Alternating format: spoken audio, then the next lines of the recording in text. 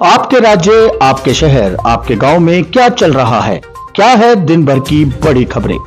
नमस्कार, आप देख रहे हैं हिंदी टीवी और मैं हूं आपके साथ अविरल जैन। चलिए देखते हैं दिन भर की बड़ी खबरों का शाम का बुलेटिन।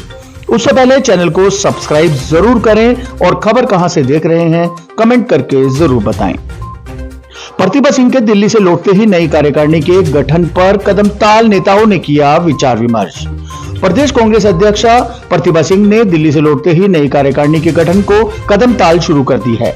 वीरवार को पार्टी मुख्यालय राजीव भवन शिमला में प्रतिभा सिंह ने कई नेताओं से विचार विमर्श किया। कांग्रेस की नई कार्यकारिणी में पहले संगठन महासचिव और कोषाध्यक्ष की नियुक्ति होनी है। इसके बाद जिला अध्यक्ष तय होंगे।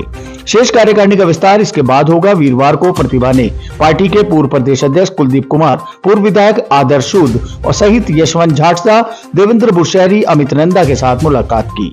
कार्यकारिणी के गठन को लेकर मुख्यमंत्री सुक्खू और प्रदेश प्रभारी राजीव शुक्ला से प्रतिभा सिंह पहले दौरे की बैठक बीते दिनों कर चुकी है। विवादों में घिरे बाबा बालकनाथ मंदिर न्यास का पुनर्गठन, बनाए गए ट्रस्टी और स्पेशल इनवाइटी। बीते कुछ माह से अव्यवस्थाओं को लेकर प्रदेश भर में चर्चा के केंद्र रहे उत्तरी भारत के प्रसिद्ध सिद्धपीठ बाबा बालकनाथ मंदिर न्यास का पुनर्गठन सरकार ने कर दिया है। अब न्यास में 13 लोगों को गैर आधिकारिक सदस्य यानी न्यासी नियुक्त किया जाएगा, जबकि 19 लोग विशेष आमंत्रित सदस्य बनाए गए हैं। बीते 7 माह से बिना न्यासियों के मंदिर न्यास की गतिविधियां चल रही थी। पहले जून और फिर नवंबर माह में राशन घोटाला और बकरा नीलामी मामला सामने आने के बाद अब सरकार ने न्यास को पुनर्गठित किया है। बीते मार्च माह में न्यास को भंग किया गया था। पर्यटन निगम के होटलों को लेकर पूर्व जयराम सरकार पर निशाना। मुख्यमंत्री के प्रधान सलाहकार मीडिया नरेश चौहान ने शिमला में प्रेस वार्ता को संबोधित किया। इस दौरान उन्होंने कहा कि जयराम सरकार के समय पर्यटन निगम के होटलों को बेचने का प्रयास किया गया है। इस पर इंक्वायरी बिठाने का सुझाव दिया जाएगा। उन्होंने कहा कि ईडी की जांच से सरकार का कोई मतलब नहीं है, यह कारोबारियों से संबंधित है। जहां जहां भी गैर भाजपा सरकारें हैं वहां वहां ईडी आयकर विभाग को लगाना भाजपा का पुराना मॉडल है। वीरवार को राज्य सचिवालय में पत्रकार वार्ता को संबोधित करते हुए नरेश चौहान ने कहा कि एक दिन में भाजपा के 5-5 लोग प्रेस वार्ता कर रहे हैं। जनता परमार आईजीएमसी शिमला में निःशुल्क होने वाले टेस्टों पर न्यूनतम शुल्क लगाने की तैयारी। इंदिरा गांधी मेडिकल कॉलेज में मरीजों को मिल रही निःशुल्क टेस्ट की सुविधा आने वाले दिनों में बंद हो सकती है। आईजीएमसी में बुधवार को हुई रोगी कल्याण समिति की कार्यकारी समिति की बैठक में इसको लेकर चर्चा की गई।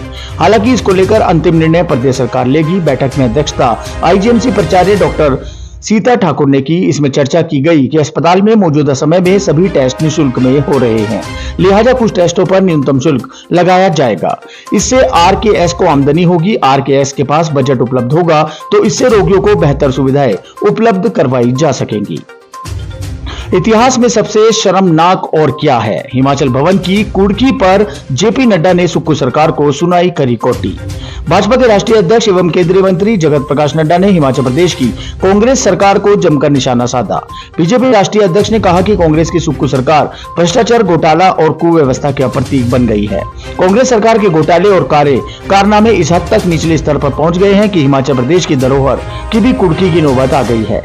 दिल्ली की मंडी हाउस स्थित हिमाचल प्रदेश के गौरव हिमाचल भवन की कुर्की का आदेश हिमाचल प्रदेश हाईकोर्ट को देना पड़ा है, क्योंकि हिमाचल की कांग्रेस सरकार ने सेली hydro electric power company limited को बकाये 64 करोड़ रुपए का भुगतान अभी तक भी नहीं किया है। भोटा चैरिटेबल अस्पताल के संचालन पर फंसा पेच, शिफ्ट होने की भी है चर्चा। राधा स्वामी सत्संग व्यास चैरिटेबल अस्पताल भोटा के संचालन को लेकर पेच फंस गया है।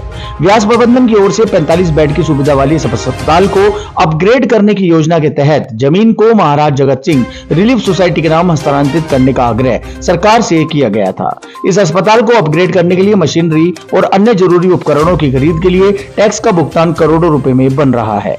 ऐसे में अतिरिक्त खर्च से बचने के लिए व्यास प्रबंधन ने सरकार से आग्रह किया कि अस्पताल भवन की जमीन के हिस्से को महाराज जगत सिंह रिलीफ सोसाइटी के नाम ट्रांसफर कर दिया जाए ताकि अस्पताल को अपग्रेड किया जा सके।